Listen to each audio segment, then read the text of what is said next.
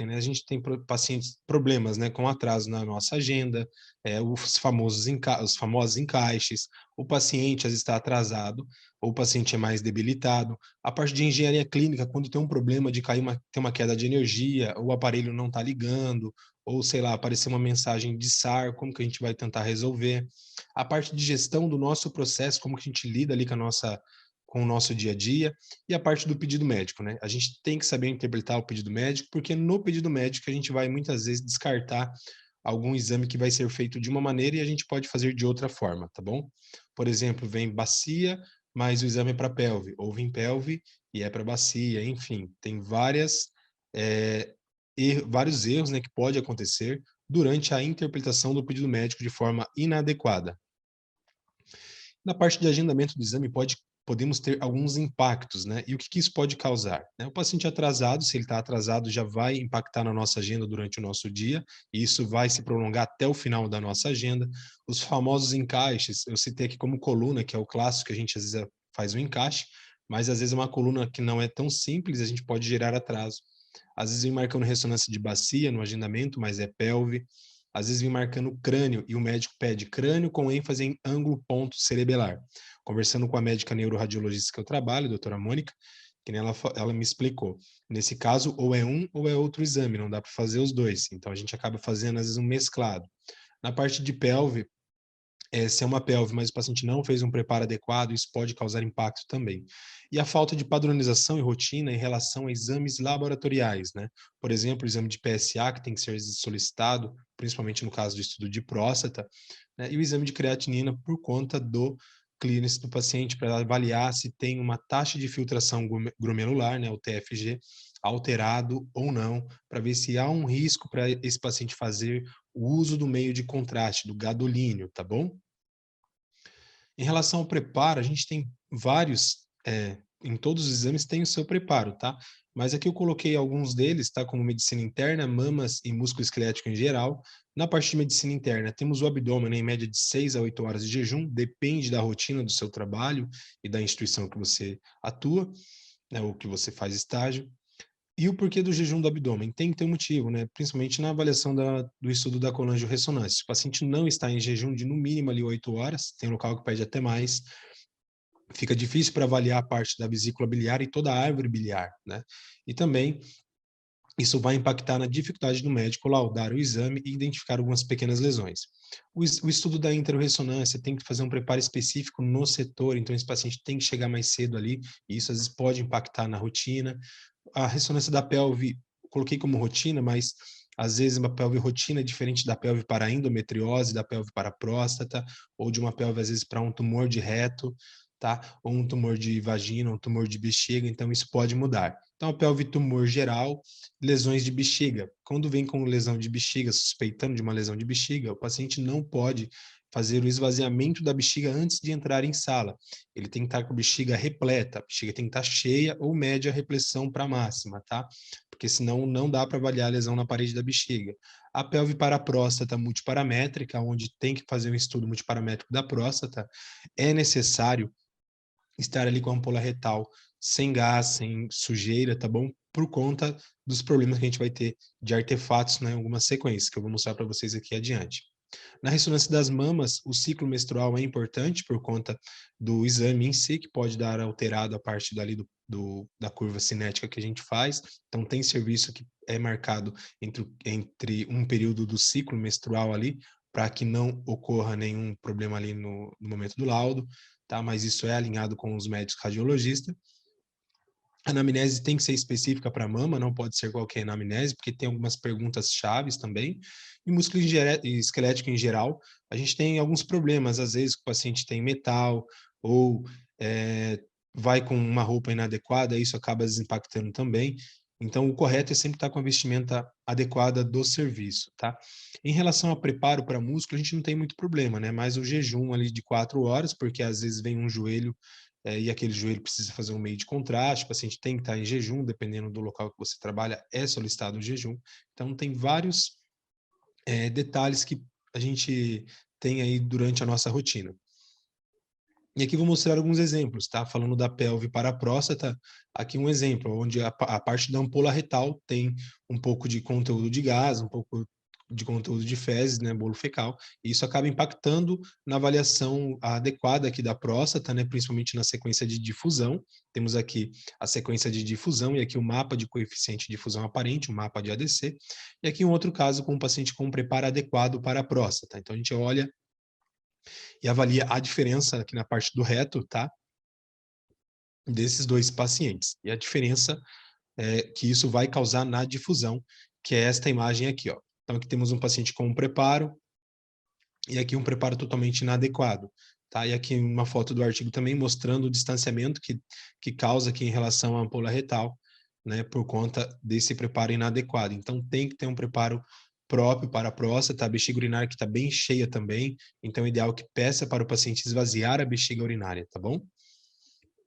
Aqui novamente uma foto aqui do meu amigo Michel Salvador, onde ele contribuiu com essa imagem para mim, mostrando a difusão e o mapa de ADC sem o preparo adequado e aqui com o preparo adequado, tá bom? Então a gente vê a diferença aqui no artefato de um exame com um preparo inadequado, esse artefato que dá aqui na imagem da difusão, aonde muitas vezes o médico precisa avaliar bem aqui a zona periférica da próstata, tá bom? Onde pode ter alguma lesão, e aí se o preparo está inadequado, fica inviável para o médico avaliar a região da zona periférica.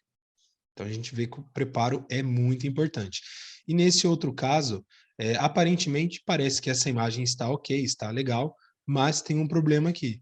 O canal da bobina estava queimado, e aí tem um pequeno ruído aqui na parte anterior que impacta na qualidade do nosso exame.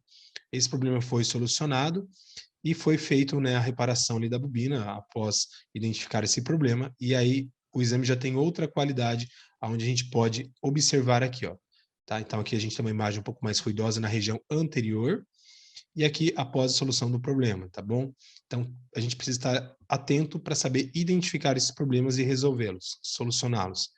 Preparo para enterorressonância é um preparo específico, então a gente vai ter a dilatação aqui, a distensão das alças intestinais de Delgado, né? Tem que ter uma boa dilatação, uma boa contrastação aqui dessas alças intestinais, e aí esse paciente ele vai ter que chegar ali uma hora mais cedo ali no serviço, né, do que do seu horário agendado, então isso já é alinhado com o paciente, justamente para ele fazer esse preparo aqui antes de entrar em sala, para a gente ter uma boa dilatação aqui das alças para o estudo da enterorressonância. E aqui temos duas imagens, aqui dois vídeos que a gente chama de cine ressonância, né, a entero em cine, aqui a imagem da entero, onde a gente tem uma imagem que a gente chama cine, que é o paciente respirando livremente, e aí a gente tem as imagens aqui das alças intestinais em movimentação, tá bom? Então, por isso a importância do preparo correto, porque se o preparo está inadequado, o médico não consegue avaliar muito bem esse preenchimento das alças. E às vezes você está fazendo um exame de colangio-ressonância, tem aqui sem um contraste via oral, esta imagem do meu amigo Jean Miranda, lá do Rio, onde ele contribuiu com esta imagem, onde o paciente tinha bastante conteúdo de líquido aqui na região do estômago e na porção aqui do duodeno. Após o contraste via oral que foi dado para esse paciente, a gente já não tem esse artefato, né? A gente consegue recortar isso no 3D, mas aqui a gente já vê que a imagem ficou bem mais limpa, tá bom? Então, olha como é que o preparo às vezes faz uma diferença no nosso exame, na nossa rotina. E a gente tem muitos artefatos, né? Então, de modo geral, o que é o artefato? O artefato é algo indesejável que pode aparecer numa imagem para nós, tá? Então, é algo indesejável que aparece na imagem que não faz parte do objeto original, tá? E alguns artefatos podem atrapalhar a qualidade diagnóstica de um exame ou ser confundido, às vezes, com algo patológico.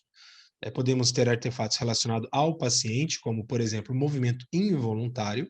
A gente pode citar o coração, alças intestinais, bexiga urinária, entre outros, tá? E movimentos voluntários, onde o paciente pode ter um espasmo muscular ou realmente ficar inquieto durante o exame. Presença de metal, pacientes com fobia, né? Existem vários outros, mas eu citei alguns aqui. Né? Artefato de ruído, Gibbs, dificuldade na técnica de supressão de gordura, a resolução de contraste, o posicionamento em relação às bobinas, que é algo principal, que é algo fundamental do nosso posicionamento, né? é o ajuste da bobina correta, e a técnica, às vezes, de pós-processamento também, e como que a gente soluciona alguns problemas. Então, aqui no caso, eu tenho um artefato de aliasing, tá? Onde o campo que estava sendo estudado, o FOV, né, o nosso campo de visão, ele estava por um tamanho adequado para a estrutura, porém eu tinha estrutura fora do FOV, como aqui a parte posterior do crânio, e aqui a parte anterior, dobrando para dentro da imagem. Então, a gente precisa saber solucionar esses problemas aqui na nossa rotina. Tá? Como que a gente pode solucionar isso aqui? Invertendo a fase, aqui a fase está no sentido anterior para posterior, colocando no sentido superior e inferior, ou habilitando às vezes no phase wrap, ou aumentando o FOV, enfim, colocando uma banda de supressão. Existem formas para a gente solucionar esses problemas. Aqui no caso teve um problema do braço do paciente que rebateu, que dobrou aqui embaixo, né? Então a direção de fase estava no sentido RL, e a frequência no sentido AP. A gente observa alguns artefatos de movimento respiratório nesse eixo aqui, e esse problema aqui da dobra do braço do paciente foi solucionado, né? Foi invertida a direção de fase para AP. Isso aqui não é que a pessoa, isso aqui, quem fez esse exame foi meu colega Roberto, e rapidamente ele identificou esse artefato, foi por conta de copiar uma sequência da outra, né, que acaba o aparelho copiando automaticamente, e ele copiou com uma fase ao contrário. E aí deu esse artefato, ele viu o artefato, fez a correção, mudando a fase para AP. Então a gente tem que estar ciente do que é normal e do que não faz parte da imagem, algo ali patológico, tá bom? Algo patológico que pode simular alguma lesão, aliás. E algo que não faz parte aqui dentro da minha área de estudo. O braço está para o lado de fora, mas ele rebateu aqui por conta da fase. E aí foi solucionado invertendo a fase. É uma parte anatômica que está fora do FOV, então foi resolvido desta forma. Vou citar um exemplo aqui da coluna, né? Então a coluna, como que a gente resolveria esse caso aqui, ó? A gente estaria colocando a fase da coluna fica de superior para inferior, e a gente vai ter esta margem além do meu FOV aqui, ó, que é o meu phase oversampling, tá? Aqui eu estou utilizando um phase oversampling de 70%, então não vou ter problema de dobra na minha imagem, porque eu estou tendo uma cobertura aqui além do meu FOV, tá? Aqui do meu phase oversampling. Então, uma forma de reduzir o artefato, que é no caso do abdômen aqui. Se a gente tivesse com phase oversampling maior, cobrindo a região do braço, não teria esse problema de dobra, e aqui no crânio também, tá? Então, só mostrando aqui direto na máquina, direto no equipamento Siemens, como que pode solucionar isso daí. Aumentando o phase oversampling ou mudando aqui a direção de fase. Só que quando a gente muda a direção de fase aqui, por exemplo, na coluna, se vocês acompanharem, tem uma setinha aqui, ó, mostrando para baixo, tá? Então tá dizendo que a minha fase está de cima para baixo, HF, ou superior e inferior. Quando eu mudo a direção de fase para AP, antero-posterior, como essa setinha aqui, a gente observa aqui, ó, fase AP. E na minha outra fase está HF, tá? Então tem essa diferença aqui. Só que quando eu deixo a fase para HF, eu posso ter alguns problemas, por exemplo, na coluna, que eu vou citar aqui para vocês, essa diferença. Ó. Se eu deixo a minha fase no sentido HF e no sentido AP, tem diferença. Ó. Aqui no sentido HF, que é a rotina que a gente usa, então a gente tem mais definição nesse eixo aqui, e aqui eu perco definição de resolução. Então, olha a diferença, só inverteu a fase, não mudou mais nada. Então, tem que tomar cuidado em relação a mudar a fase. É isso quando trabalhamos com matrizes assimétricas, tá? Mas olha a diferença que dá. Isso aqui é um exemplo de uma banana que eu fiz para uma aula de parâmetros. Então, a gente vê a diferença da fase AP e da fase HF, aonde se fosse no exemplo da coluna lombar, a gente estaria perdendo resolução aqui na região da cauda equina, né, onde o médico precisa avaliar ali a região da coluna. Então, só mostrando um exemplo ali. E aqui no caso da mamas, eu tenho um artefato vindo nesse sentido aqui, da direita para a esquerda, só que se eu mudar essa fase para anterior e posterior, o artefato vai vir em cima das mamas, como esta imagem aqui, ó. Só que, dependendo do paciente, não tem muito como eu resolver esse artefato, porque aqui é um artefato de batimento cardíaco. Eu posso até colocar uma banda de saturação aqui, para tentar minimizar esse artefato, mas às vezes não vai resolver muito, mas é uma forma também de a gente minimizar isso daqui, colocar uma banda de saturação aqui, uma barra de supressão aqui para apagar esse sinal proveniente aqui do batimento cardíaco. Se eu inverto a fase para P, eu posso ter esse artefato se propagando nesse sentido, tá bom? Aqui um outro artefato que a gente tem na rotina, um artefato de crosstalk, onde tem a excitação do corte cruzando um corte com o outro, e aí a gente vai ter essa banda aqui mais escura na imagem, onde vocês observam aqui na parte posterior da coluna, e aqui uma imagem sem esse problema, tá? Então, só mostrando a diferença quando temos o artefato de crosstalk, 2 cortes cruzando, tá? E aí a diferença quando a gente não tem isso daí. A gente vê mais isso em casos de coluna lombar, justamente na transição do disco intervertebral ali. Falha de supressão de gordura. Aqui uma ressonância de ombro, o paciente tinha um metal aqui na parte subcutânea da pele, aqui no tecido, e ele também não sabia o que tinha. E aí a gente precisa resolver isso daqui. Como que a gente resolve? Foi utilizada uma outra técnica, né, uma técnica STIR, ficou um pouco mais ruidosa, tá? O paciente estava mexendo um pouquinho também, mas ficou um pouco mais ruidosa, mas eu já tenho uma boa homogeneidade aqui da supressão da gordura. Apesar que a técnica STIR, ela é uma técnica que ela anula o sinal da gordura utilizando o tempo de inversão, mas também solucionou esse problema para nós, tá bom? Então a gente tinha aqui um problema de supressão de gordura nesta região, e aplicando a técnica STIR, que anula o sinal da gordura, a gente resolveu esse problema. Aqui um caso de um pescoço, onde o paciente tinha um cisto, né, foi identificado esse artefato aqui de falta de supressão do sinal da gordura também, né, uma falha aqui na técnica pré-contraste. Então, já sabendo que ia ter esse problema, foi realizado a técnica pós-contraste com uma outra técnica, a técnica Dixon, onde resolveu esse problema aqui do artefato de supressão de gordura, e a gente já não tem isso daí. Tá certo que a imagem ficou um pouquinho tremida, o paciente não é muito colaborativo, a gente vê aqui um grande desvio aqui da parte das vias aéreas por conta dessa lesão. Mas é um exame que o médico vai laudar, não vamos ter problemas com laudo. Não dá para fazer a imagem pós-contraste com essa falha aqui só, mas foi solucionado através dessa técnica aqui. Esse exame também quem realizou foi meu amigo aí, o Roberto, né, o parceiro aí de trabalho que eu tenho. Então, um exame muito bem feito, solucionando o problema. Aqui no caso de um tórax, tá? No tórax, então, tivemos aqui um problema aqui de falha de supressão de gordura na região anterior. Como que foi solucionado? A gente conseguiu utilizar aqui a técnica STIR, aonde melhorou bem aqui esse problema que a gente teve nessa aquisição. Então, às vezes a gente precisa identificar onde está o problema e como que a gente pode resolver. Às vezes um ajuste do STIM, isso pode auxiliar em muito na realização ali da técnica adequada. Então, se a imagem ficou com uma grande falha de supressão de gordura por conta de algum, sei lá, algum creme corporal que o paciente passou, ou algum metal que ele tem ali, ou alguma falha ali na utilização do SHIM de forma correta, aqui ele foi solucionado. E um outro caso clássico, né? A gente pega pacientes no estudo do abdômen, que às vezes o paciente não consegue colaborar com a respiração. E aí, olha a diferença das duas imagens. Eu tenho uma imagem onde o paciente está em respiração livre, que é essa primeira imagem aqui, mas está toda tremida. Essa aqui é uma técnica que foi realizada com o paciente em respiração livre, tá? Uma sequência trigada, onde o paciente vai respirando livremente e a aquisição vai sendo realizada com ele em respiração livre. A imagem ficou ruim, não ficou boa, né? A gente teve aquele problema ali. E aí, como que foi solucionado? Como que a gente realizou essa imagem aqui com uma qualidade bem superior, sem movimento?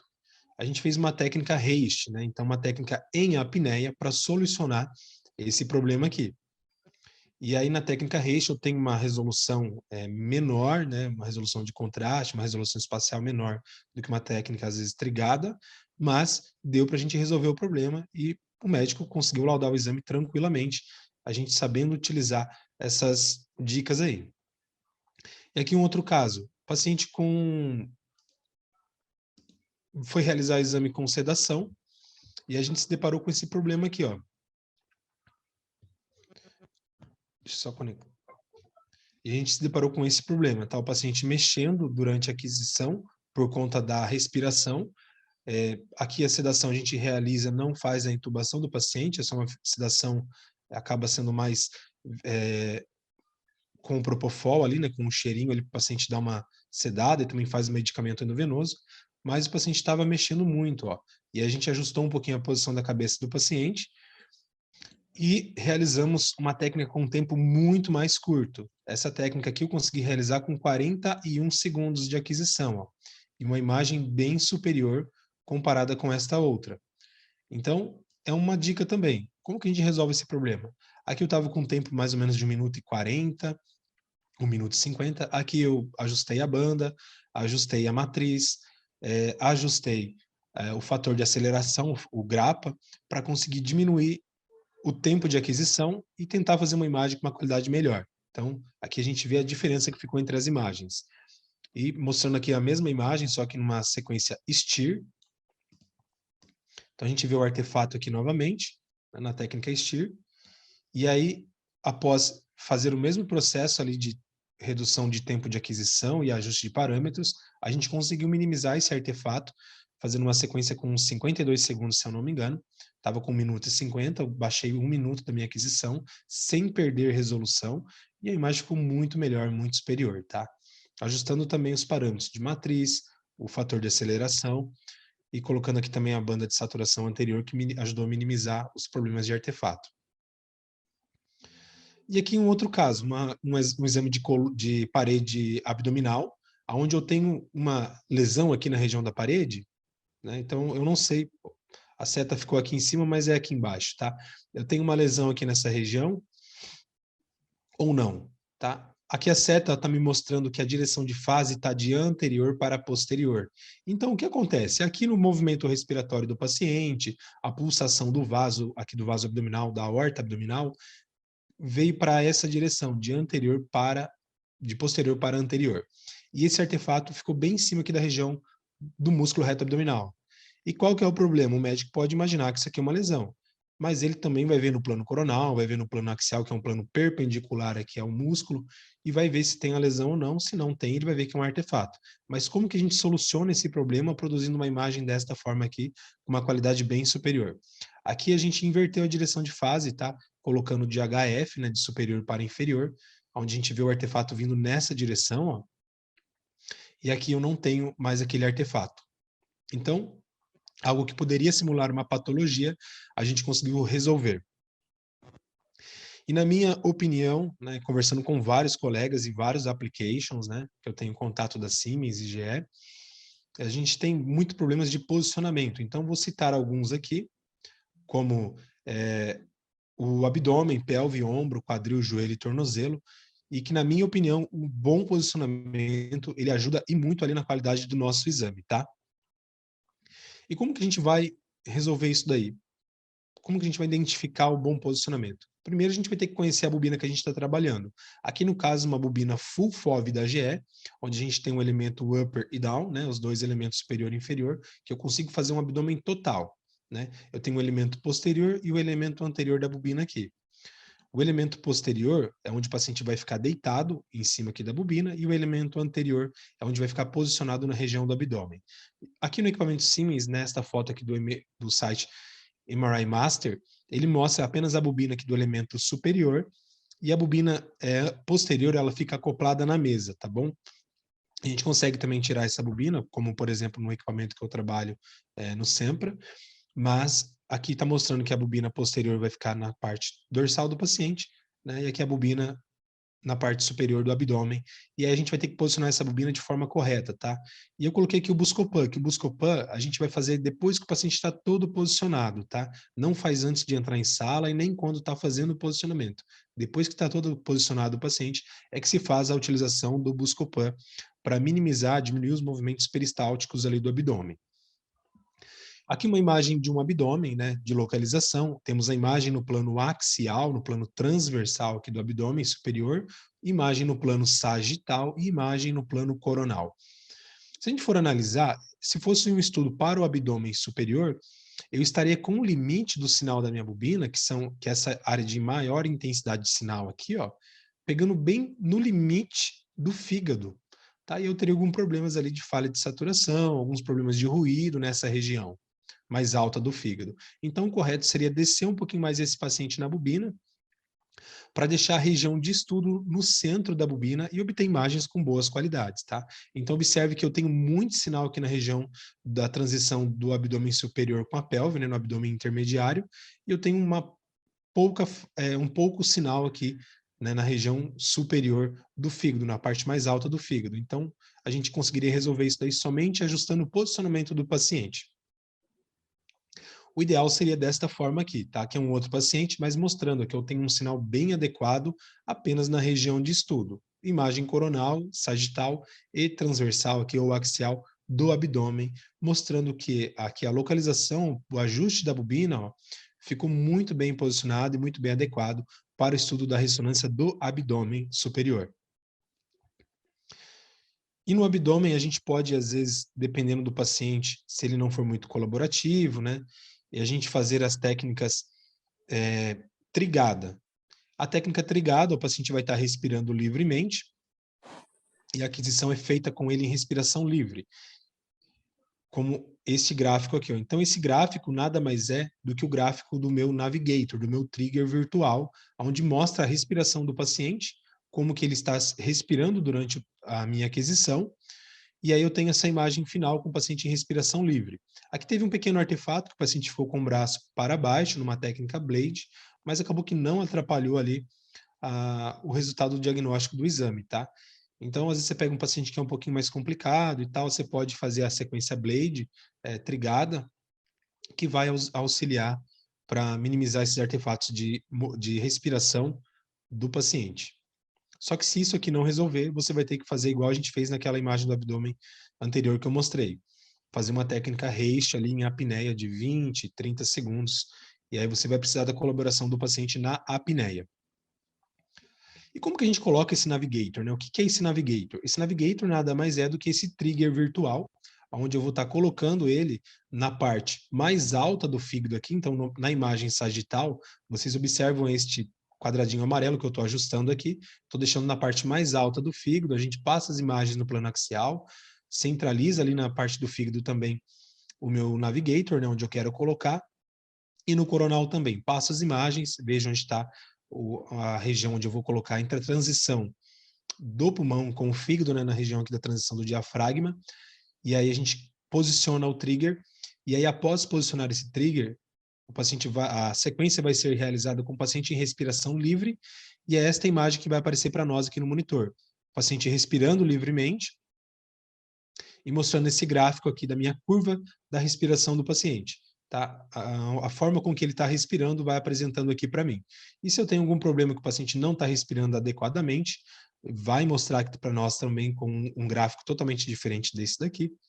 E a gente vai ter uma imagem, às vezes com movimento, uma imagem que não vai ser satisfatória para o exame. Então, mostrando aqui novamente como que a gente faz o planejamento do trigger virtual. Parte mais alta do fígado, no plano sagital. No plano axial, a gente também vai ajustar esse posicionamento do navigator, né, do trigger virtual, e no coronal também, deixando entre a transição do pulmão e do fígado, tá? Entra aqui a transição do diafragma. Ah, mas aonde que está isso daí? Nessa posição, ó. Parte mais alta do fígado, transição aqui entre pulmão e fígado, para a gente pegar essa transição do diafragma, e aqui no plano axial, o ajuste no plano axial. Então é desta forma que a gente realiza. E uma dúvida que o pessoal tem é, às vezes, quando liberar a aquisição do contraste, né, o dinâmico do abdômen. Então, o dinâmico, a gente faz um único corte na região da aorta abdominal, ajusta o FOV aqui no coronal, é apenas um corte de monitorização, para a gente liberar o contraste no tempo correto, como esta imagem aqui, ó. Então, o paciente está respirando livremente, eu estou monitorando a chegada do contraste. Observe que já chegou na pequena circulação aqui no pulmão, e aí, quando chega na região de interesse, aqui no estudo do abdômen, eu libero a minha aquisição pedindo o paciente respirar fundo e segurar a respiração. E é neste momento que vai ser feita a aquisição arterial do abdômen, tá? Num estudo trifásico do abdômen. Falando também do posicionamento, hoje em dia a gente trabalha, dependendo do equipamento, com alguns dots específicos. Aqui é um vídeo da GE, da Siemens, onde eu tenho a marcação da coluna total, o próprio equipamento reconhece essa marcação da coluna total, e aí quando eu vou ajustando o meu FOV, ó, vamos supor que eu vou fazer uma imagem mais inferior, automaticamente ele ajusta a bobina que vai ser selecionada para aquela região. Então, automaticamente as bobinas são selecionadas dependendo ali da região de estudo. Então, isto é um sistema inteligente, né, de inteligência artificial aqui do equipamento, onde eu consigo, através do ajuste do FOV, ele reconhece qual bobina precisa ser selecionada para aquele estudo em específico. E aqui no plano axial também, eu vou passando os cortes, automaticamente ele vai ajustando a angulação, o planejamento, de acordo com aquela estrutura, tá? Então, Só mostrando aqui de uma forma bem simples, né? O que a gente tem aí de inteligência artificial, às vezes de dotes específicos, que pode nos auxiliar aí no dia a dia. Aqui o posicionamento da pelve, então o paciente tem que estar com os pés com uma espuminha entre os pés para não ficar em contato pele com pele, passar uma faixa entre os pés, uma faixa de compressão na região abdominal, e aqui o ajuste da bobina, colocando algumas almofadas para não ficar o cabo em contato direto com o paciente, tá? E aqui mostrando a bobina cardíaca da GE, né, o elemento posterior da bobina e o elemento anterior.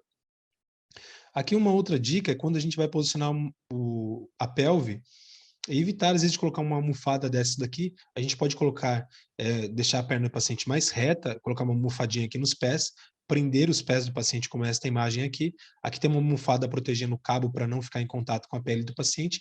E olha a diferença que eu tenho aqui, ó. A altura da bobina em relação à mesa, nesta imagem aqui, e a altura da bobina aqui em relação à mesa. Eu estou distanciando a bobina por conta dessa flexão aqui da perna do paciente. E isso causa um impacto ali na qualidade do meu exame, tá? Então, se o paciente consegue ficar com a perna esticada, a gente faz dessa forma. Se ele não consegue, a gente tenta deixar flexionada, mas o menos possível, tá? Para não ter esse distanciamento da bobina em relação à área de estudo. E quando a gente posiciona corretamente na Siemens, é isso que a gente vai ter que ter, uma imagem sagital aqui da pelve de localização, o elemento posterior da bobina, a SP3 e SP2, e os dois elementos anteriores. Então, a bobina eu preciso apenas para a região que eu vou estudar o exame. Eu não preciso estar habilitando essa bobina 4 e essa bobina 1 para ter mais sinal. Eu não vou ter sinal aqui, eu vou ter artefato se eu habilitar essas bobinas. Então, é cuidado disso daí. Sempre utilizar as bobinas de acordo com a área de estudo, tá? E aqui no plano coronal a gente vê isso também, o limite aqui do nosso exame, aqui na parte da pelve, né, pegando somente a região de interesse. Aqui na parte de próstata, né, mostrando aqui o ajuste de bobina, bem limitado apenas na região de estudo, né, a maior intensidade de sinal tenho aqui na região da próstata, e aí para obter uma imagem assim, uma imagem com uma ótima qualidade, bexiga urinária vazia, a ampola retal limpa, né, sem conteúdo de gases ou fezes para o exame, e para a gente obter uma imagem com uma qualidade bem legal aqui da ressonância da pelve masculina no estudo da próstata multiparamétrica. Então, é isso que a gente precisa. Então, o posicionamento correto da bobina vai nos fornecer isso daqui. Aqui é um problema que eu encontrei, o paciente mexendo, não estava muito colaborativo, estava com dor, eu fui ajustei um pouco o apoio na perna do paciente, e depois ajustei o protocolo um tempo bem menor para produzir esta imagem aqui, sem esses problemas aqui de artefato, tá? A imagem ficou bem tremida, bem borrada, a gente não consegue ter uma definição aqui da parede da bexiga, da próstata e da zona periférica aqui da próstata. Já nesta imagem eu consigo definir muito bem. E o que foi feito? Como que a gente solucionou esse problema? Bom, aqui é a primeira imagem, os primeiros parâmetros da primeira aquisição.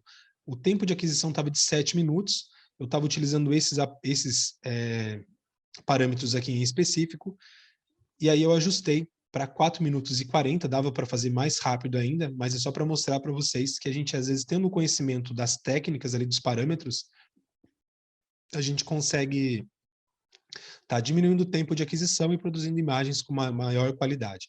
E o que eu mudei aqui para ter essa imagem, para baixar esse tempo? Primeiro ponto, diminuir o número de cortes, tá? De 34 eu baixei para 32. 2 cortes faz a diferença no meu exame, tá? 2 cortes a mais, 2 cortes a menos faz a diferença. É importante que a varredura, né, o nosso planejamento cubra apenas a área de interesse ali do nosso estudo. Então, eu baixei um pouco o número de cortes, automaticamente ele baixou o TR para mim, mantive o valor de NECs, não mexi nos NECs, eu desabilitei o fator de aceleração, tá? Eu estava com o fator de aceleração aqui ligado e eu acabei desabilitando o fator de aceleração para produzir essa imagem aqui. Aqui ficou como off, mas no vídeo que eu tenho aqui, depois se der tempo eu mostro para vocês que a gente conseguiu diminuir isso daí.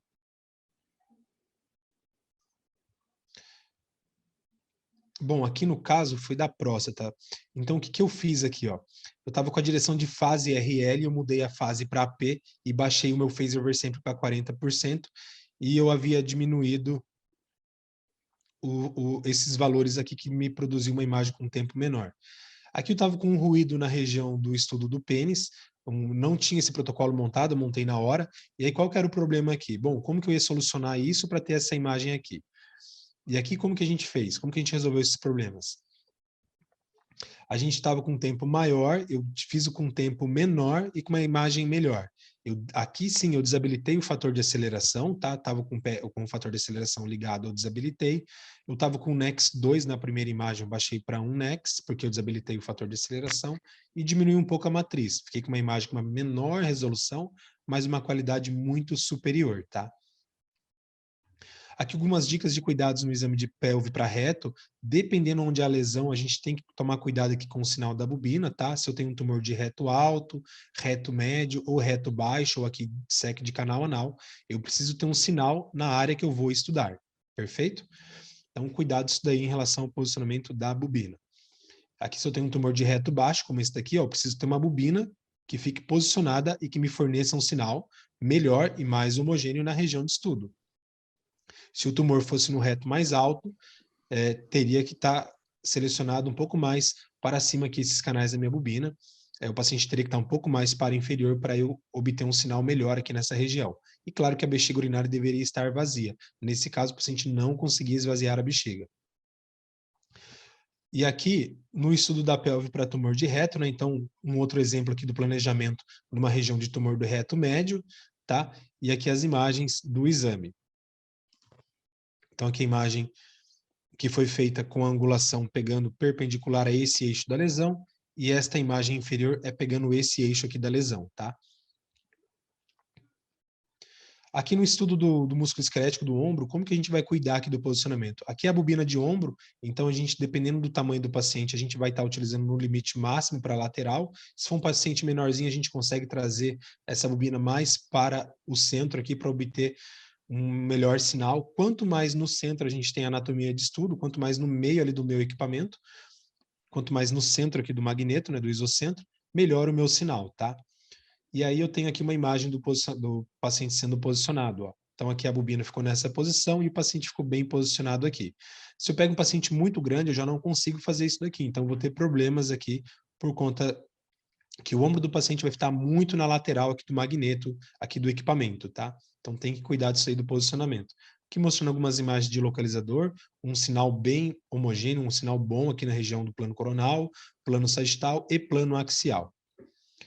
E aqui uma dica do posicionamento do ombro, a gente vai deixar sempre com o paciente com a palma da mão para cima, né, em rotação neutra para um pouco de rotação externa. Nunca rotação interna que pode prejudicar aqui no sentido da avaliação do tendão. Então aqui o corte coronal desta imagem foi feito angulado com o tendão, e aqui uma imagem, só rotacionei internamente o braço do paciente e olha para onde veio o tendão aqui do supraespinal, tá? Então isso no plano axial às vezes não vai atrapalhar muito, mas no plano coronal e sagital vai causar uma dificuldade para o médico fazer uma boa avaliação. Então é cuidar desse posicionamento, né? E aí você também pode, né, seguir a orientação aqui da região perpendicular à cavidade glenoide.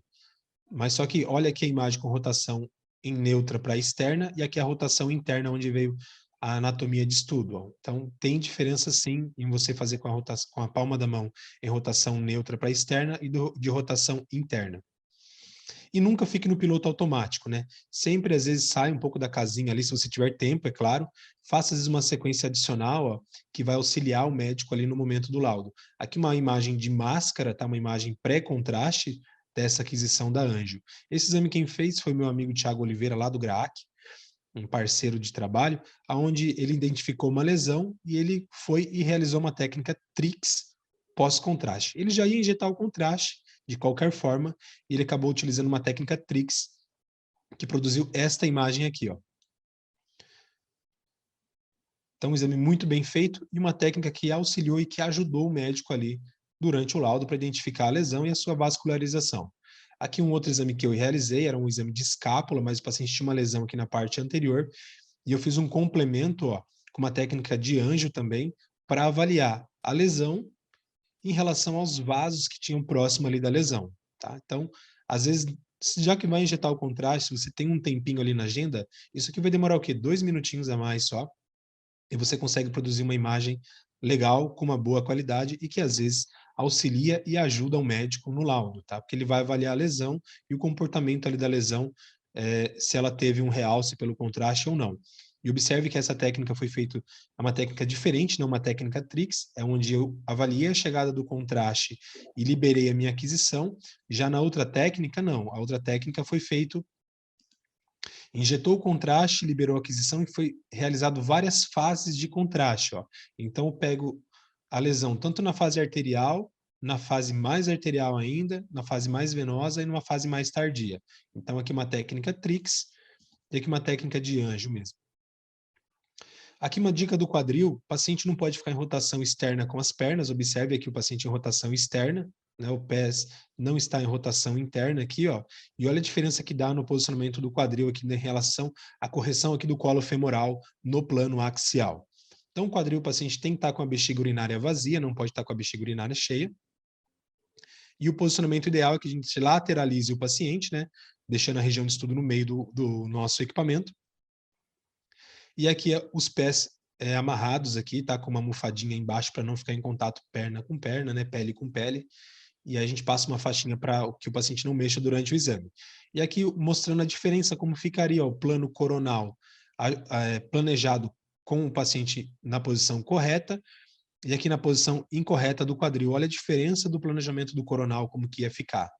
Tá? Então aqui a gente vê na imagem axial que a gente faz o coronal angulado aqui pelo eixo do colo femoral, e aqui a diferença do planejamento. Então, tudo por conta do posicionamento. Então, o posicionamento é fundamental para a gente obter um exame com uma boa qualidade. Aqui só mostrando uma imagem do quadril, né, o paciente com a bexiga urinária vazia, aqui um plano coronal, muito bem feito. E aqui o plano axial também, muito bem feito, né, o paciente com uma boa supressão do sinal da gordura, sem nenhum tipo de artefatos. E aqui um outro caso que a gente tem que ficar atento às vezes, tá? Eu tenho uma ressonância do quadril, o paciente veio fazer um exame de quadril, só que o FOV do quadril é um FOV pequeno, um FOV apenas para isso daqui do quadril, vai pegar também a região ali da crista ilíaca para baixo, dependendo da indicação clínica. E aí eu observei algumas lesões aqui na região da musculatura, né? E eu falei, poxa, o FOV não pegou tudo aqui, o que eu vou fazer? Vou fazer um complemento. Peguei uma técnica de um estudo de coxa e fiz um coronal maior, tá? Uma resolução menor, mas só para identificar aonde tinha essa lesão e a extensão da lesão. Fiz uma aquisição rápida em STIR, aqui da região da lesão, e uma sequência T1 também da região da lesão.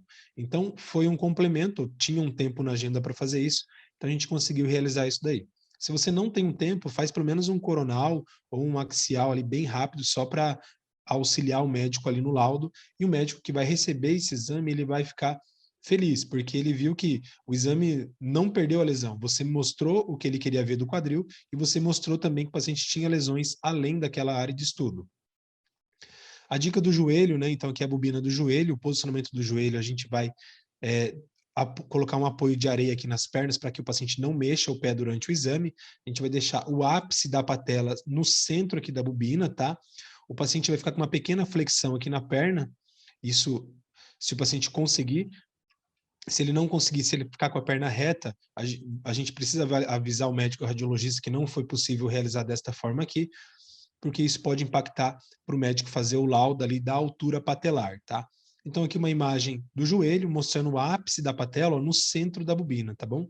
Então aqui é um posicionamento ideal do estudo do joelho, aqui no plano sagital, mostrando que como que ficou esse posicionamento, tá bom? E aqui, se a gente pega um paciente muito grande, a gente não vai conseguir utilizar a bobina de joelho normal, a gente vai precisar utilizar outra bobina.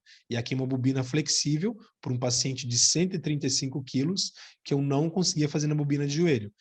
Nesse momento, a gente tem que adaptar o protocolo, fazer ajuste de sequências para obter uma imagem com uma boa qualidade. Cuidado com o posicionamento. Ó. Se o paciente ficar com a perna muito para baixo, a gente tem um ruído bem grande aqui na região inferior. Se a fase tiver de superior para inferior, eu vou ter problemas de dobras aqui. E a gente vê a diferença. Eu tenho muito sinal aqui na região da coxa, né, mais proximal aqui, em relação ao joelho. Então, eu poderia subir o paciente na bobina para ter mais sinal aqui na região da transição, aqui da inserção do tendão do ligamento aqui patelar, tá bom? Então tem uma perca de sinal aqui, ó. E aqui uma imagem de um joelho com um bom sinal na região de estudo, como eu havia mostrado anterior para vocês também. E aqui mostrando uma lesão aqui no ligamento cruzado anterior. Aqui uma imagem de uma rotina de joelho, tá? O plano axial, sagital DP sem FET7, coronal DP e coronal T1, e aqui o estudo do ligamento cruzado, mostrando que ele está rompido. E qual o problema nesse posicionamento? Nesse posicionamento, o paciente está com a perna normal, sem estar com a perna estendida, e aqui ele está com a perna estendida. E o que isso vai impactar no meu exame? Olha aqui, ó, a altura patelar, tá? Então, o médico, para fazer aqui a medida aqui da altura patelar, né, o índice de Sal-Salvati, que é a razão aqui entre o comprimento do tendão patelar e a patela, né, ele é usado para determinar essa altura, tá? Então, essa é a medida que o médico vai fazer. Se você deixa a perna totalmente esticada, isso complica para o médico fazer essa avaliação correta. Esse estudo aqui, baseado antigamente nas radiografias, eram feito com o joelho ali em flexão, né, de 20 a 30 graus, e aí no estudo de ressonância também.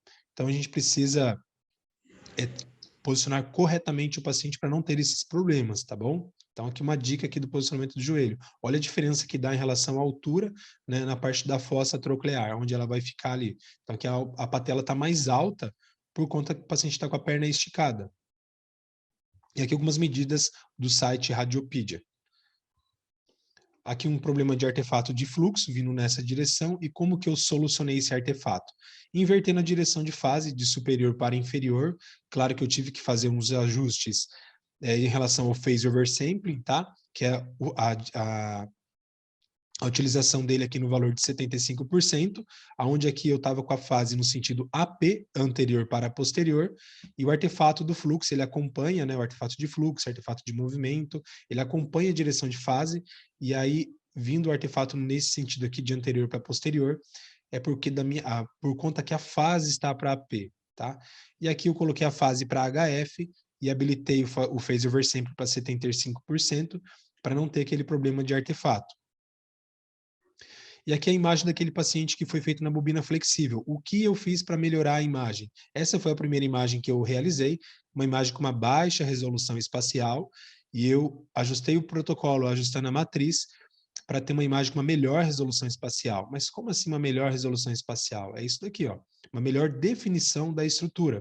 Aqui uma imagem mais borrada, mais mal definida, e aqui uma imagem com uma boa definição aqui de uma lesão meniscal.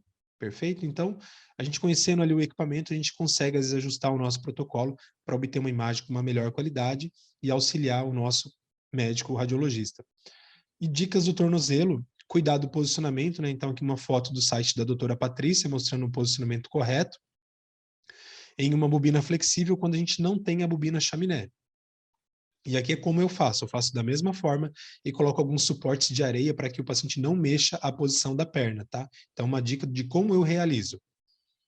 E aqui o posicionamento do paciente, ele não pode estar com o pé totalmente estendido aqui. Aqui o número B já está mais correto esse posicionamento e o número C está perfeito, né? Perna e pé num ângulo de 90 graus. Então, este seria o posicionamento perfeito. Mas, às vezes, o paciente não consegue porque está com dor, porque tem alguma limitação, e isso vai impactar ali no nosso planejamento se o paciente estiver com o pé nessa posição. Então, aqui, uma tela da Siemens, né, mostrando aqui o planejamento do sagital, como que a gente faria esse planejamento. Aqui no plano coronal, perpendicular aqui à articulação taloclural, né? Então, a gente vai deixar os cortes desta forma aqui, perpendicular à articulação. O ajuste do FOV no plano sagital. Então, eu vou angular o FOV, ó, conforme a anatomia de estudo. E aí, no plano axial, eu vou deixar o corte perpendicular à linha bimaleolar, tá? Entre a linha entre os maleolos e os cortes perpendicular para o plano sagital. E uma outra dica, olha pedido médico, cuidado com o pedido médico, tá? Tem que ficar atento, saber interpretar. Aqui o médico marcou a ressonância do pé esquerdo com o diagnóstico de tendinopatia dos fibulares. Então, se eu faço o estudo para o pé, eu não consigo avaliar. E aí, o que eu fiz? Fiz uma ressonância do tornozelo, onde o paciente tinha dor. Olha a diferença, com uma boa anamnese, a gente conhecer o que a gente precisa fazer ali no nosso dia a dia, a gente pode solucionar os problemas. Ó, a sequência DP com supressão de gordura mostrando um edema ósseo, T1 mostrando uma imagem com baixo sinal, um edema ósseo também, e aqui imagem pós-contraste. E aqui as sequências no plano sagital do tornozelo. Professor André, tudo tranquilo até o momento? Tá indo tudo bem? Uma das perguntas veio da Sandra foi o seguinte: se a RM de mama apresentada tinha chips, né? Sim. Hoje é muito comum as próteses de silicone de um fabricante específico, né? Mas todos os fabricantes já estão colocando as próteses de silicone com chip que não atrapalha a realização da ressonância posteriormente. E esses chips é bem interessante. Por quê? Porque o médico, baixando o aplicativo, né, via celular, daquela marca de chip, consegue saber qual modelo de chip, desculpa, qual modelo de prótese foi instalado, qual o dia da cirurgia, quem foi o médico, né? As características daquela prótese de silicone, né? Dá um status geral do que aconteceu, né? Do que foi o procedimento cirúrgico. E isso aí foi fantástico, é um ganho, né? Para a paciente, é um ganho também, até mesmo para nós, operadores, que conseguimos ter todas as informações necessárias, né? Então, isso é bem bom para todos de uma forma geral, né? E, mais uma vez, ressalto, essas dicas que você passou são fantásticas do dia a dia, que nós não encontramos nos livros, né? Temos colegas aqui de todas as partes aí do Brasil, e isso é uma coisa bem interessante. Ó, mais uma pergunta aqui, a Elsa Costa. Paciente obeso para fazer joelho teria que ser em aparelho de campo aberto? As imagens perdem qualidade. Ó, para todos. Muitas vezes lá na rotina do dia a dia, as instituições têm bobinas de extremidades, né? E essas bobinas de extremidades, em geral, nós chamamos, alguns dão até o nome bobina de joelho, né? Mas na verdade é bobina de extremidade. Ela tem várias configurações, podendo ser pequena, média e grande, mas eu sei todos.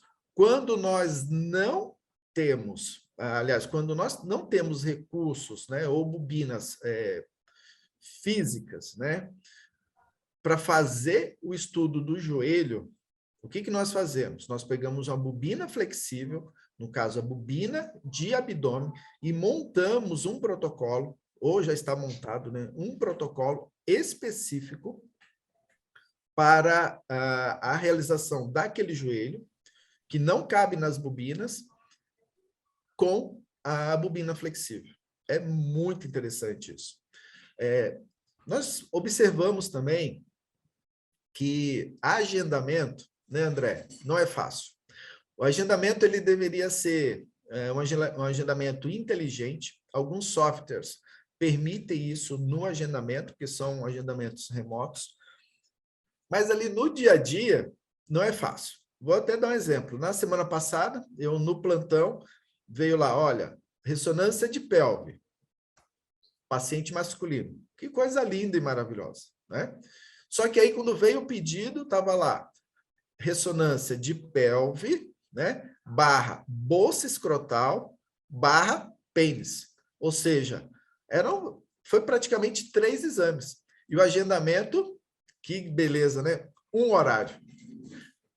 Então, isso é importante. Por isso que essas dicas que estão sendo passadas é um grande diferencial para que vocês saibam.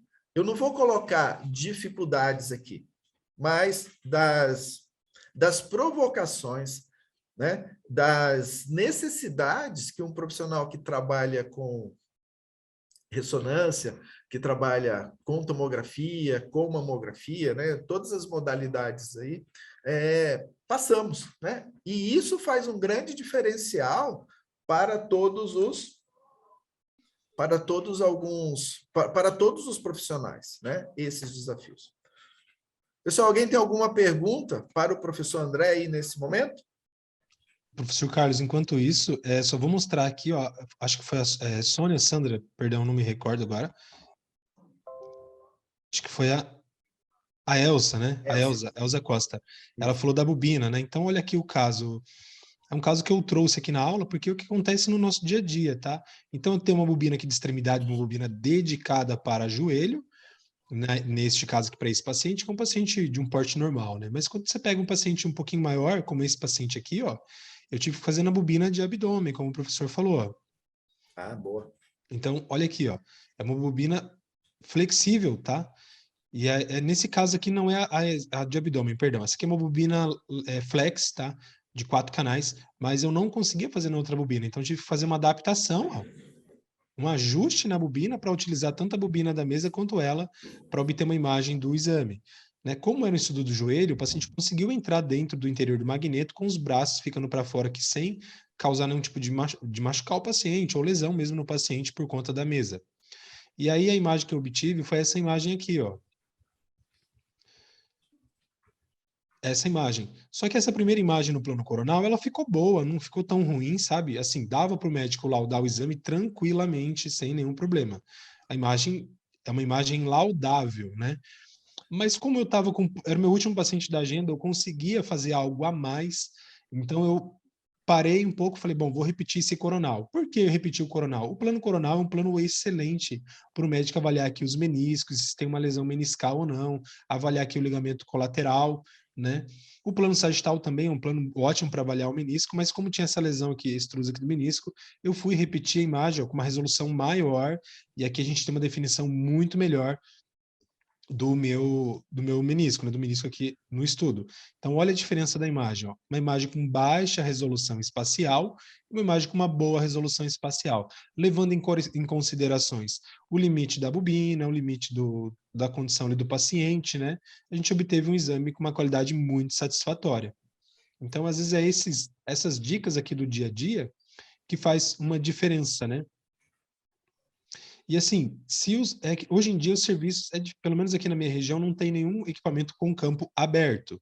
Então, automaticamente são todos alto campo. E aí entra o professor Carlos André citou. A gente pode ter as bobinas dedicadas ali, mas se você não tem, você vai fazer uma adaptação. Pegar uma bobina de abdômen, uma bobina de superfície flexível, para estar realizando esse exame com uma qualidade legal. E aí você às vezes não tem salvo esse protocolo na máquina na hora. Você vai ter que usar a sua expertise ali, o seu conhecimento, para estar realizando esse exame com uma boa qualidade e entregar um resultado final positivo, um resultado final satisfatório. Perfeito. No exemplo que eu citei, que eu tive que montar um protocolo de bolsa escrotal e de pênis, né? Porque ocorre ali, e nem sempre nós temos a opção de não fazer o exame, né? Nós Sim. temos que fazer. Inclusive, o paciente veio de uma outra cidade, né? A 80 quilômetros de distância para realizar esse exame aqui, né? Veio do interior do estado. Então, assim, são situações bem bacanas e é muito gratificante para nós que estamos ali no operacional. Desafiador, né? Desafiador, É, desafiador. E quando desafiador. conseguimos, né? Quando conseguimos, assim, é uma gratidão, né? Sim. Profissional. É por isso que as webinars, os cursos vão nos formando profissionalmente, né? É um tijolinho todo dia. É um tijolinho todo dia. Então é bem interessante. Professor André, ó, o Jorge Raiol está perguntando aqui, ó, paciente que vem fazer ressonância de crânio com aparelho ortodôntico, como reduzir esses artefatos aí? Pela sua expertise, sua experiência, como podemos responder para Bom, o Jorge? primeiro passo, dependendo do exame, da indicação clínica, esse exame não dá para ser realizado. Se for um exame de crânio, onde o paciente tem, por exemplo, apenas cefaleia, talvez dê para você realizar. Tem instituições que já pedem para o paciente remarcar e tirar o aparelho ortodôntico quando causa muito artefato, quando tem aquelas bandas, né, que causa muito artefato. Dependendo do aparelho ortodôntico que o paciente tem, não vai causar tanto artefato. Mas uma forma, às vezes, para a gente minimizar esse artefato é não seguir aquela orientação padrão que a gente faz da linha da comissura anterior e posterior, né, a linha do corpo caloso ali.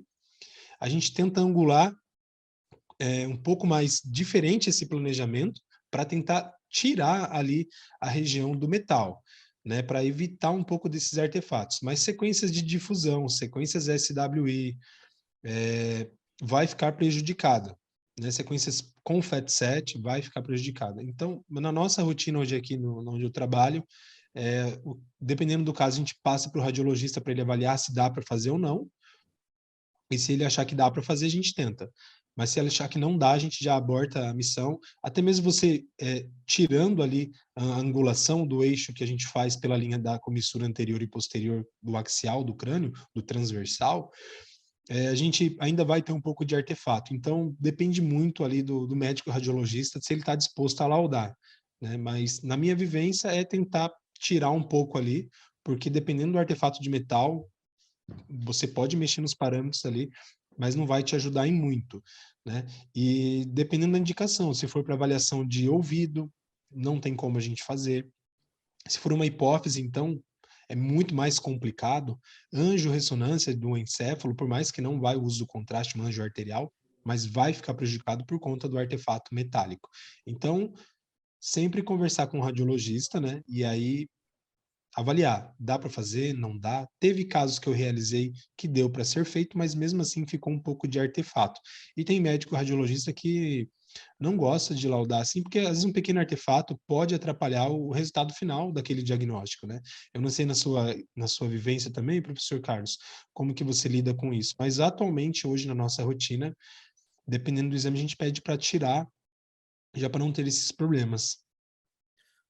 Perfeito. É importante que todos saibam, assim, ó, vamos focar no crânio nesse momento. Recentemente, eu fui fazer chegou um pedido para mim de ressonância de ATM, né? Articulação temporomandibular. E a paciente tinha aparelho ortodôntico. As ligas desses aparelhos ortodônticos normalmente são de níquel cromo, né? Só que tem várias marcas no mercado aí. Tem umas que são muito ferromagnéticas, né? Tem muito ferro, e com isso o artefato de suscetibilidade magnética é muito grande. Em todos os aparelhos aí, você tem como reduzir esses artefatos, né? Existem sequências, né? Wrap, no phase wrap, tem várias situações que você consegue reduzir um pouco o artefato. Inclusive, nós nos protocolos, nós colocamos lá ATM com metal, né? Protocolo metal. Então, algumas dicas assim. O que eu preciso passar para vocês é assim, não se recusem, né? Isso depende de instituição para instituição, mas assim, não se recusem a fazer o exame, né? E sempre documente esse exame, né? Sempre documente esse exame. Ou seja, neste caso da paciente com ATM, eu falei, senhora, olha, a senhora está com o aparelho ortodôntico, né? Só que tem vários tipos de liga. Então, assim, como já são 11 horas da noite aí, vamos fazer o seguinte, eu vou colocar a senhora no aparelho, né? Vou fazer o localizador e, baseado nesse localizador, eu vou ter a percepção se dá para realizar o exame da ATM da senhora ou não. Olhando simplesmente, eu não tenho essa informação, mas eu vou valorizar que a senhora está de jejum, que é alta hora da noite, não, enfim. Segue, vamos lá. Aí posicionei, questionário de segurança ok, né? E foi assinalado que ela estava com o aparelho ortodôntico. Coloquei na sala e fiz o localizador. E percebi, de verdade, que não era um exame laudável. O artefato era muito grande, né? Enfim, não apareceria a região das ATMs, mesmo tentando fugir do aparelho, não dava. E aí mostrei, após a realização dos localizadores, mostrei a imagem, né? Mostrei a imagem no aparelho de ressonância, na tela. Falei, olha, infelizmente não dá, gostaria que a senhora fosse até o médico que sugeriu essa ATM da senhora, esse exame de ATM, explicasse para ele, de qualquer forma, a imagem está aqui, ó, documentada no aparelho, né? Peço desculpas, normalmente ele pede para retirar, a senhora retorna aqui, já agenda, gostaria até que agendasse comigo, expliquei os dias que eu estaria, né? Porque fica mais fácil, né? E eu estaria sabendo já do caso, e assim foi feito, né? Por algum motivo, o médico dela questionou, né, que o porquê que o exame não foi feito, né? Só que a imagem estava na tela, isso é bacana de ter um documento, ter uma imagem que comprova que não tinha como laudar, né? E aí, a maior dificuldade que ele mudou de marca, né? mudou a marca do aparelho ortodôntico que ele trabalhava, né? E essa marca tinha uma parte de componente ferroso muito maior, né? E aí, de fato, a paciente teve que retirar a pedido do bucomaxilo, no caso, né? E retornou depois para realizar o exame. Então, é assim, não, é importante nós não dispensarmos o paciente, né? O paciente tem que sair com a percepção, né, verdadeira que nós, como operadores, esgotamos as possibilidades de fazer aquele exame, né? E a parte de segurança é muito importante, né? Sabemos que Sim. marca-passo não pode entrar, nós sabemos desde que não seja compatível. Se o marca-passo for compatível, é importante deixar ele no modo ressonância para realizar o exame, né? Então, existem algumas contraindicações que é importante. Professor, pode seguir com a tua aula aí? Já deu Beleza. para responder a parte das Algumas dúvidas, né? perguntas? Fique à Professor vontade. Carlos, excelente a sua colocação. Perfeito, perfeito. E parabéns. Bom, realmente é isso que a gente faz na nossa rotina, então. O que tanto eu quanto o Roberto, aqui, o meu colega de trabalho hoje, meu parceiro, a gente faz, né? Então, respondendo aqui para o Jorge, a gente faz como o professor André falou, a gente tenta todas as alternativas. A gente não manda o paciente embora diretamente, a gente faz uma imagem e avalia se tem condição de fazer ou não. Se a gente achar que dá certo e é um exame laudável, a gente procede. Se não, a gente já aborta ali a missão.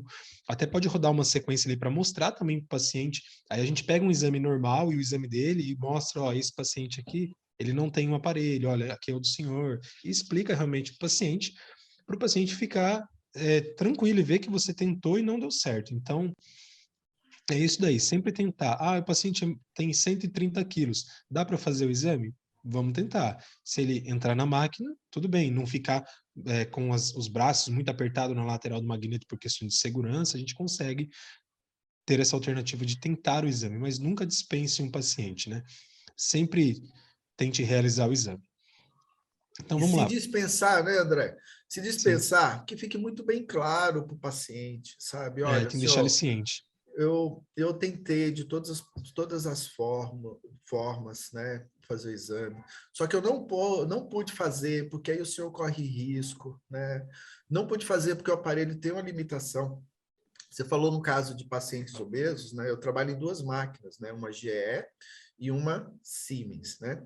A GE, a mesa ela tem um peso, né? De 159 quilos, né? E isso é bem interessante, né? Só que muitas vezes a gente coloca o paciente na mesa e o sensor da mesa não permite que se faça, né? E aí é constrangedor para nós, é constrangedor para o paciente. Então, o que você tem que fazer? Senhor, olha, senhora, a senhora me perdoe, mas o sensor aqui da mesa atingiu o limite. Olha aqui, ó, o peso dessa máquina é de 159 quilos, né? Tentamos fazer, né? Então, não foi possível. Peço desculpas, né? Por não realizar o exame da senhora, só que o aparelho tem essas limitações. E aí Sim. o paciente sai lá satisfeito que houve nós o abordamos de uma forma correta e respeitosa, né? Teve um A bom Edma diálogo, né? tá querendo fazer uma pergunta. Fica à vontade, Edma. Eu acho que ela levantou sem querer. Sem querer? Bom, qualquer coisa ela pode perguntar, a gente está aqui para Para esclarecer. resolver. Tá Né? bom. Então, vamos lá. Então, aqui mostrei o caso do tornozelo, né? O pedido veio como pé, mas ao fazer a anamnese com o paciente, ao questionar o paciente, ele falou de um entorse. E aí, esse entorse que ele teve, olha que foi um achado aqui, né? Ele foi achando que tinha uma lesão de ligamento, por conta dessa torção que ele teve, mas e aí na anamnese a gente viu que o problema dele era no pé, né? Aqui na região do tornozelo, perdão. Colocamos um marcador onde ele tinha dor e realizamos os exames e identificamos essas alterações aqui. Então aqui, ó, só mostrando, né, apesar do pedido estar marcando o pé, o médico também laudou, né, falando do tornozelo esquerdo e tal, e citando aqui a lesão. Perfeito? E aí, algo que assusta, né? Poxa, eu chego lá fazer o meu estágio, eu chego para trabalhar na ressonância magnética e eu me deparo com isso aqui, ó. É só uma foto, tá, da tela de parâmetros ali. E aí você fala, poxa vida, o que que é isso, né? Quanto parâmetro eu vou ter que aprender, vou ter que entender? Realmente, tem muitos parâmetros, tá? Mas a gente precisa ter o conhecimento deles para não, às vezes, fazer algo errado e não prejudicar, às vezes, o exame e fazer o exame com um resultado final positivo.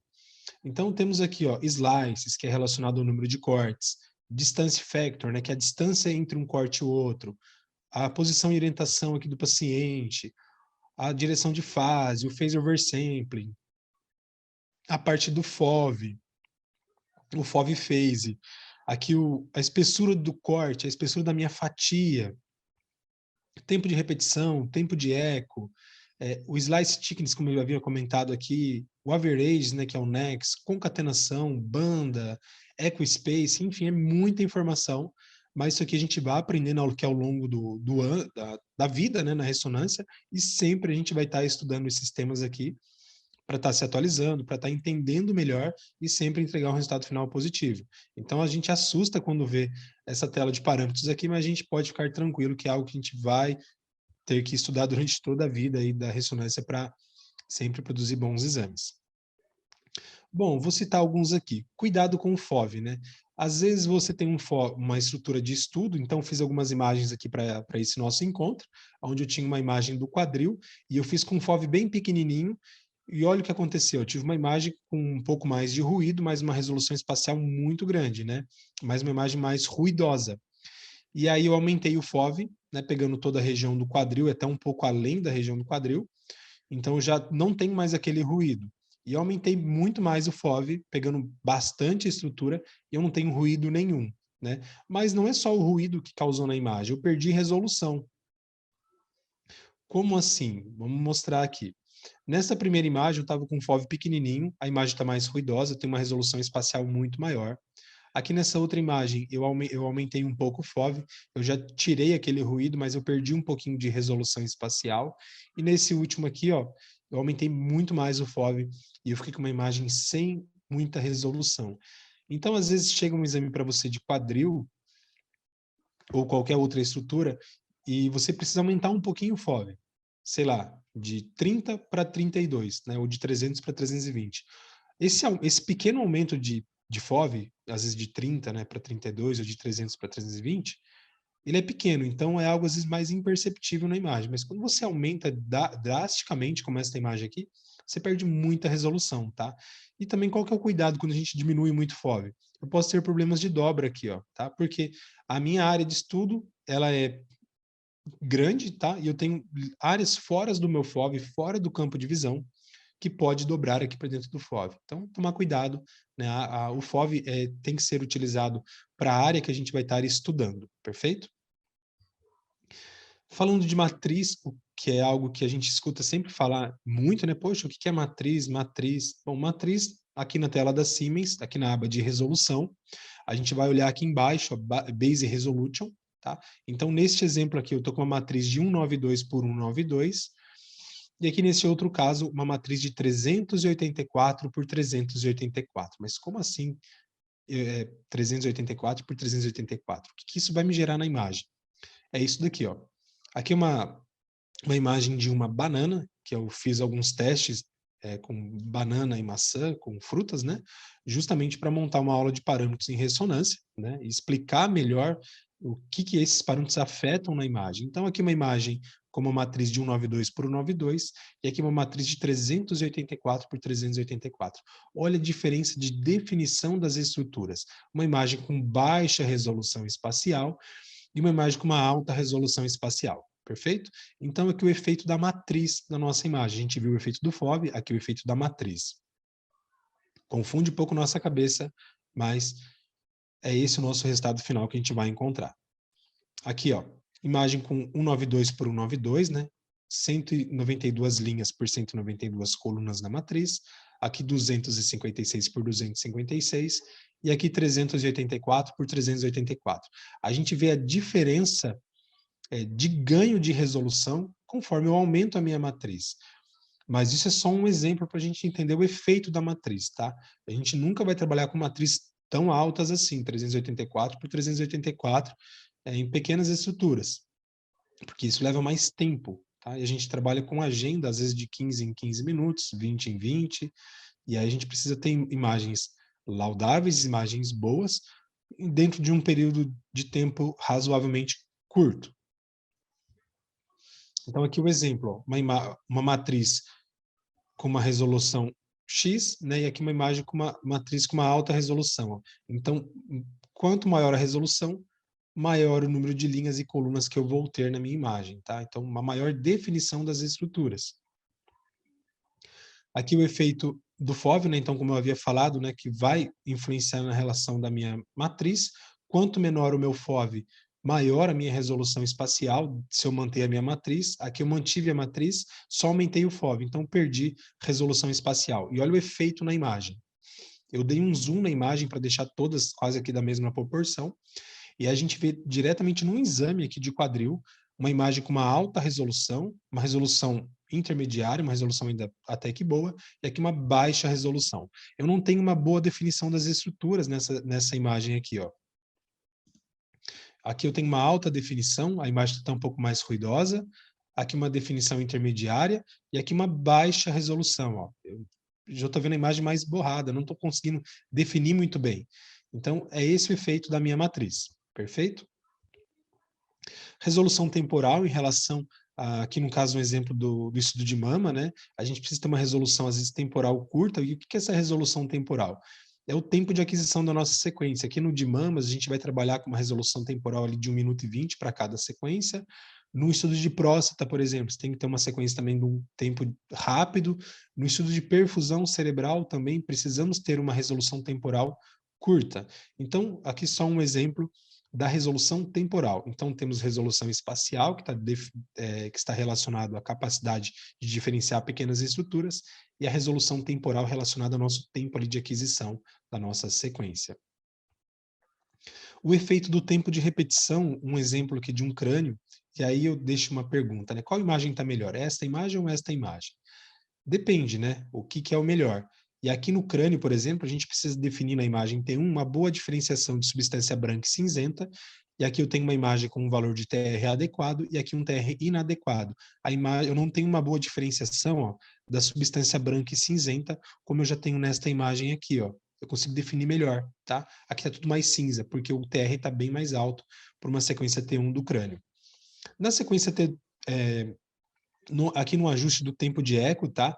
Aqui eu só aumentei o tempo de eco de 33 para 65 e olha a diferença aqui de contraste tecidual que eu tenho na minha imagem. Então vamos avaliar aqui a cartilagem do joelho, tá? A cartilagem femoral. E aí olha só a diferença da cartilagem numa imagem com tempo de eco de 33 e tempo de eco de 65. Nesse caso a imagem está um pouco mais ponderada entre 2 para músculo esquelético e aqui um DP. Então, quanto maior o tempo de eco, maior eu vou perdendo esse sinal da cartilagem aqui, na sequência ponderada em T2, e na DP eu tenho um maior sinal. Tá? Mas isso não é algo que impacta aqui para o médico avaliar o joelho, tá? Mas é só mostrando o efeito do tempo de eco que acontece na imagem aqui do quadril. E aqui é só uma imagem STIR para comparação, né? Da estrutura óssea em relação à cartilagem também e no contexto todo aqui do joelho. Então, um aumento do tempo de eco, olha o que aconteceu na minha imagem. Tem uma imagem ponderada mais em T2 para músculo e uma imagem aqui em DP. O T2 para músculo, de 65, 70, já é um T2 para músculo. Agora, se for esse valor de tempo de eco para uma pelve ou para um abdômen, já não fica legal. Um T2 da pelve, por exemplo, é de 120 milissegundos, 140, né? O abdômen também. E aí, se for para uma colange, então, um tempo de eco lá de 700, 800. Então, depende do que a gente está estudando. E aqui só mostrando o efeito do tempo de eco. Algumas coisas na rotina que a gente pega na prática, ó, o paciente não consegue ficar de barriga para cima. Ele ficou de lado, tem uma lesão aqui na coluna, e ele teve que ficar de lado, vários abscessos aqui na parte da musculatura, e a gente realizou o exame. Porém, eu tive que ajustar alguns parâmetros para a imagem ficar mais rápida e conseguir produzir um exame com um resultado diagnóstico. Aqui a imagem coronal, foi necessário fazer um coronal para mostrar o eixo da coluna, para eu fazer o planejamento do sagital. mostrando aqui o eixo da coluna e aqui a lesão. E aqui as imagens no plano axial. Ficou mais tremido aqui um pouco a imagem, mas deu para avaliar esse caso. Então, dependendo do caso, às vezes o paciente mexeu, não adianta você repetir aquela sequência logo em seguida. Deixa ela lá para o final para você repetir. Porque às vezes você repete 3 vezes o sagital T2 e as 3 imagens saem mexidas. E aí você tem que cancelar o exame porque vai só impactar no atraso da sua agenda. Mas é importante a gente ter esse raciocínio. Poxa, o paciente é debilitado, eu vou precisar diminuir o tempo aqui do meu exame para produzir uma imagem com uma melhor qualidade. Aqui eu tenho um pouquinho de artefato nesse sentido AP, mas não tem problema, tá? A imagem ficou com uma qualidade boa para o médico avaliar. Essa aqui ficou um pouco mais ruidosa, um pouco mais tremida, mas eu não repeti porque foi mesmo para a gente avaliar aqui o eixo da coluna, tá? No plano coronal. E olha esse detalhe. Tem alguma alteração aqui na opinião de vocês? É uma pergunta que eu faço, né, que eu deixo para vocês. Aqui um exame da coluna lombar, plano axial DP com supressão de gordura e axial T2 sem supressão de gordura aqui no nível da transição do disco intervertebral, bem aqui na região dos rins, tá? E eu tenho uma imagem aqui, ó, eu não sei o que que é isso, é um cisto, o que que é isso? E às vezes na sua rotina, se você tiver a liberdade, você pode fazer algo que soma e que ajuda o médico no laudo, tá? Tanto o médico no laudo quanto o médico que vai receber esse exame. E aí o que eu fiz? Eu peguei uma sequência RACE do abdômen, desabilitei aqui a bobina de coluna, deixei só a bobina do equipamento ligada, a body coil, só para fazer uma imagem rápida ali, só para mostrar que o paciente tinha um cisto aqui, uma lesão, tá? E o médico relatou isso no laudo, tá? Então mostrando aqui a lesão, mostrando o cisto, e aqui, ó, conclusão, sinais, né? Ou falando aqui da conclusão do laudo, e observação 1 que ela colocou a mais, e observação 2 aqui no cisto em topografia da cabeça pancreática e o tamanho dessa lesão. Então, às vezes, a gente pode fazer algo que ajuda o médico ali no laudo e o médico que solicitou o exame. O paciente veio com uma dor lombar, mas tem essa alteração aqui e várias outras alterações, mas aqui algo de um achado de exame. Aqui o plano coronal, que às vezes é importante a gente fazer para mostrar a lesão no plano coronal, né? E aqui o plano sagital mostrando a lesão aqui no plano axial, ó, como que foi planejado o corte, né, nessa altura, aonde tem a fratura. Né? Então, o plano coronal ajudando aqui a mostrar essa lesão. E às vezes você faz só um encaixe de uma coluna, uma coluna rotina, é um encaixe. E aí você pega uma coluna desse tipo aqui, ó. Essa aqui é uma imagem do meu amigo Mário Musial, lá do Diário da Ressonância Magnética, onde ele contribuiu com essa imagem para mostrar. Então, às vezes você pega uma coluna toda torta, e aí, como que você vai fazer? Você tem que se desdobrar ali para fazer uma imagem com resultado final bom, né? E o plano coronal, ó, auxiliando muito para essa escoliose totalmente acentuada. Era para ser uma coluna rotina, e aí virou uma coluna com uma maior complicação ali no nosso dia a dia. Às vezes é um joelho, tem metal, aqui no caso a substituição da técnica DP convencional pela técnica STIR, mostrando a redução do artefato, né, metálico. Então aqui a técnica STIR muito bem realizada e dá para o médico avaliar muito bem aqui, né, a região do joelho, né, e as interfaces de ligamento, ver se tem alguma lesão ou não. Então a técnica STIR é uma técnica que anula o sinal da gordura e ela é menos suscetível que os artefatos metálicos. E para a gente finalizar a última dica aqui, uma ressonância cardíaca, e aí o paciente veio fazer essa ressonância cardíaca e ele tinha um trombo, né, de uma lesão hepática que vinha pela veia cava inferior e ficou um trombo parado aqui na região do ventrículo, do átrio direito, e ficou entre a válvula atrioventricular aqui, ó, esse trombo. Fizemos a técnica de perfusão no plano em quatro câmeras, mostrando bem a lesão. E aí o que a gente faz nesse caso? Se é para definir um trombo, eu tenho que fazer uma técnica com realce tardio, com tempo de inversão maior, tá? Aqui o realce tardio é uma técnica que a gente usa para anular o sinal do miocárdio, tá? E mostrar lesões que estão envolvidas aqui na parede muscular. Só que para avaliar o trombo, a gente precisa fazer uma técnica com tempo de inversão maior. E na parte de cardio, a gente tem o professor Carlos André, que é especialista aí também. Depois ele pode até comentar algumas dicas aí. Então, basicamente é isso aí, pessoal. Espero ter passado aí de forma simples e objetiva algumas dicas do que a gente tem no dia a dia na ressonância e como solucionar alguns problemas aí que a gente tem. Como eu havia falado com a Rose hoje mais cedo, ao total essa aula deu 120 8 slides, mas eu tive que reduzir para não prolongar muito o nosso tempo de aula aqui, mas o conteúdo que eu preparei hoje para vocês foi isso daí. Espero que essas dicas te auxiliem aí no seu dia a dia, e deixo as palavras aí com o professor Carlos também, e agradecer a todos, né? Todos os meus amigos que me seguem lá no Instagram do Inova Rádio 2, quem contribuiu com as perguntas que eu fiz das enquetes para a gente montar essa aula de hoje. Eu não posso citar o nome de cada um aqui, porque foram mais de 30 pessoas que contribuiu para essa aula aqui hoje, que ela acontecesse, mas agradecer em especial todo mundo da Ensina Radiólogos, né, pelo convite e pela oportunidade. Eu fico muito feliz e muito honrado em estar participando desse evento hoje com todos vocês. E é isso daí. Qualquer dúvida, estou à disposição de vocês. Professor Carlos, se você quiser dar alguma palavra, ou se alguém tiver alguma dúvida, se eu puder auxiliar, eu estou à disposição de todos. André, muito obrigado. Eu fiz até umas anotações aqui. Eu costumo dizer exatamente isso, né?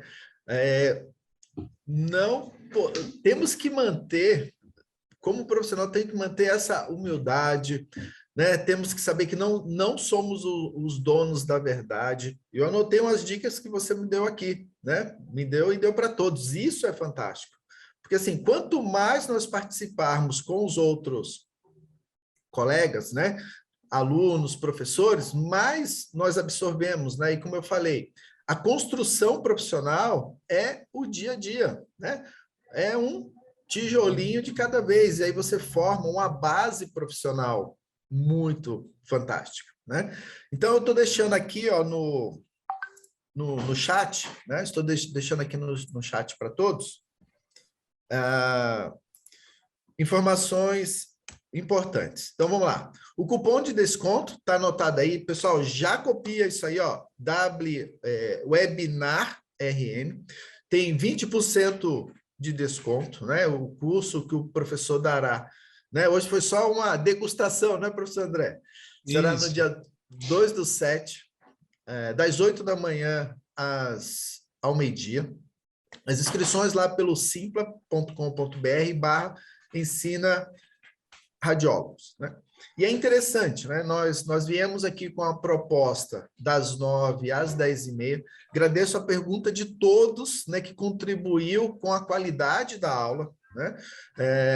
Esperamos ter sanado as dúvidas, né? Uma outra pergunta aqui, se pacientes grávidas, né? Se pacientes grávidas podem fazer ressonância magnética. Sim. Inclusive, temos protocolos de RM fetal, no qual quem é o nosso paciente não é a mãe, é o bebê. Né? Então, bem interessante isso. É claro que por uma questão de biossegurança, nós sempre fazemos após a 12ª semana de gestação. Então, isso é bem interessante. Agradeço muito a presença do professor André, de todos que participaram aqui, né? O Elsa, sim, esse curso webinar será remoto, né? O online, sem maiores problemas aí na plataforma. Então, aproveitem esse momento, né? E aí, um dos colegas me pediu para eu fazer a abertura de novo. Que bom que você gostou. Então, pessoal, vamos lá. Pegue o seu café, verifique o questionário de segurança, leia o pedido médico, posicione o paciente e puxe o protocolo. Bem-vindos aí, estamos finalizando mais uma webinar da ensinaradiólogos.com. Para todas que são mães, eu fico muito feliz, né, em poder dizer para minha mãe que eu te amo. Dia de mãe é todo dia, né? Mas amanhã é um dia especial. Fiquem com Deus. Bom final de semana a todos aí. Estamos encerrando aqui o webinar da Ensina Radiólogos. Obrigado um beijo a todos. No coração de todos. Tchau, Valeu, tchau, obrigadão, André. professor André. Valeu, obrigadão a todos aí pela participação.